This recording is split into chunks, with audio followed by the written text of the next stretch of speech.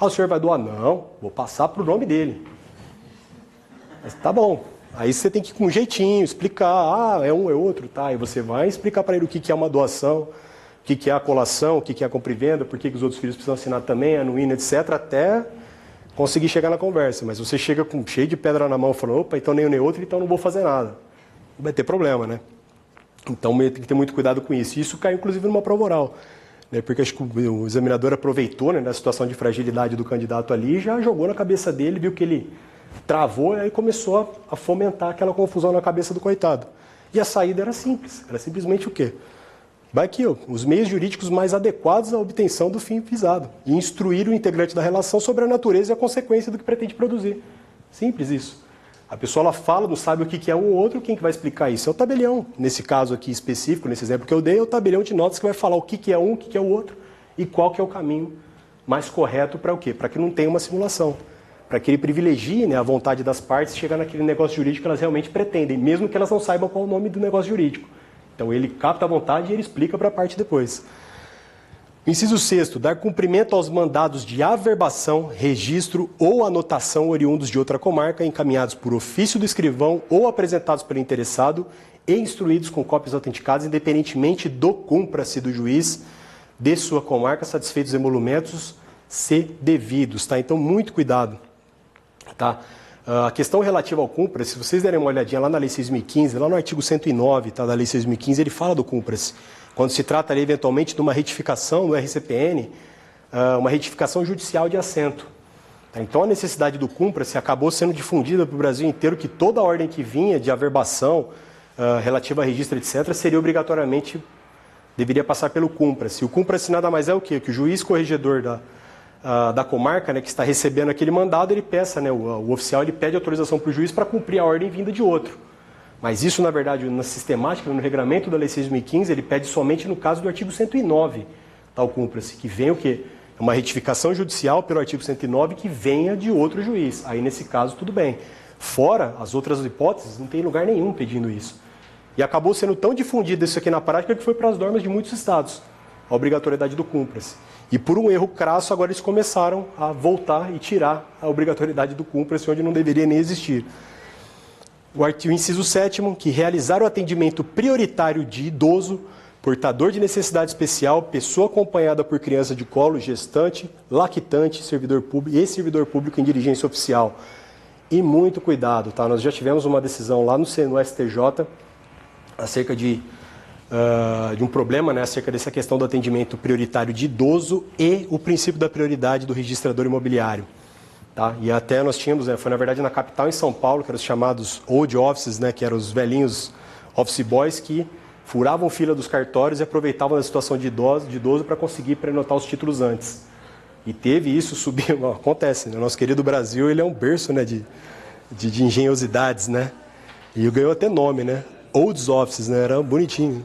Os tiozinhos de cabeça branca que chegava lá cortando a fila de todo mundo. E isso foi fixada, né, a tese pelo STJ de que realmente a prioridade registral ela supera a prioridade de atendimento do idoso, exceto no caso de certidões.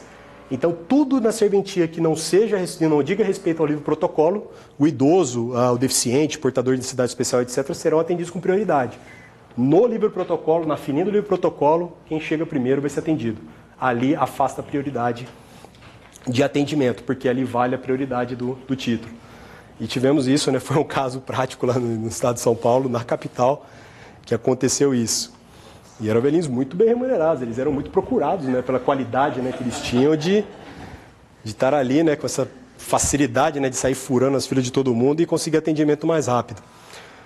Parágrafo 1º. O oficial do registro de imóveis incumbirá verificar se o título apresentado ostenta a conferência de que trata o inciso 2 desse artigo. E o 2 é a autenticidade, a identidade, capacidade e a representação dos interessados nos atos a serem praticados. Muito cuidado, porque a grande regra no resto do Brasil é que o oficial de registro de imóveis ele não entra na fé pública notarial. Aqui, sim. Tá? Então, o título apresentado, independentemente do título que seja, ele tem que verificar a capacidade de representação dos interessados. Na grande maior parte do Brasil, que vocês verificarem, não tem essa disposição. E a justificativa é, a fé pública aqui é do notário. Se o notário deu ok, não compete ao registrador verificar o que foi manifestado perante o notário. Aqui não, aqui eles pedem uma dupla uma dupla fiscalização desse sistema de identidade, capacidade e representação dos interessados. Então ele verifica, né, o registrador imobiliário, se consta lá o RG dele correto, a data de expedição do RG, se realmente ela consta para provar que foi apresentado, e inclusive também se a parte ela tem capacidade, de repente chega a pessoa na serventia que fez a venda, mas verifica que ela não tem capacidade alguma, tudo bem que agora com o Estatuto da Pessoa com Deficiência relativizou bastante, né, essa questão de capacidade. Mas à época, né, nós tínhamos isso aqui, e aqui era uma peculiaridade de Santa Catarina, e que eles verificam mesmo. Não, procurações não, porque as procurações internas elas não entram, né, no registro imobiliário. Tá? Então, eventualmente, você não verificaria isso. Tá? Você verificaria assim, tudo bem, a procuração utilizada para a lavratura de uma escritura de compra e venda. Tem que apresentá-la junto. Não só pelo tabelião de notas. Isso tem a obrigatoriedade da apresentação dos dois instrumentos. A escritura pública e a procuração pública dando poderes para saber se está tudo certinho. Mas isso aqui veio por uma necessidade, com problemas de fraude aqui. Isso veio uma necessidade de problema de fraude aqui que estava tendo muito. Tá, essas questões relativas à questão de procuração. Deu um problema muito grave aqui. Então eles pediram essa dupla verificação. Isso aqui já é uma norma bem antiga daqui, já é uma disposição já que está prevista faz muito tempo. Não se aplica o disposto no inciso 7º deste artigo ao protocolo de títulos pelos quais se constituam direitos reais. E o artigo 462, a realização do atendimento ao público, o delegatário deverá atentar para que o espaço possua a amplitude necessária para o acolhimento adequado dos interessados. Tá? Então tem que ter espaço na serventia para o atendimento. Número de funcionários destacados para a tarefa seja compatível com o fluxo de pessoas que utilizam dos serviços da serventia. Tempo de espera para atendimento não supere 30 minutos. Isso aqui, todo o estado que tem tempo de fila, o IESES coloca na prova de primeira fase. Todos. Até hoje não teve falhou nenhum que o IESES que tinha previsão de fila, né, de tempo de espera máximo, e o IESES não cobrou na primeira fase. Então aqui é uma pergunta que tem uma chance de 90% de cair na prova de vocês, ou na de remoção ou seja de provimento. Porque o IESES sempre pergunta isso, porque não são todos os estados que têm essa previsão de tempo máximo. Adotado o sistema de senha, esta ostente o horário no qual foi extraída e corresponda a cada usuário, independentemente do número de serviços por ele solicitados. O atendimento de usuários que apresentem situações polêmicas ou que exijam maior descrição seja realizado em ambiente separado. Então aqui é o famoso turminha da baixaria, né, da polêmica que eles colocam, né? Então tem que ter um lugarzinho reservadinho para...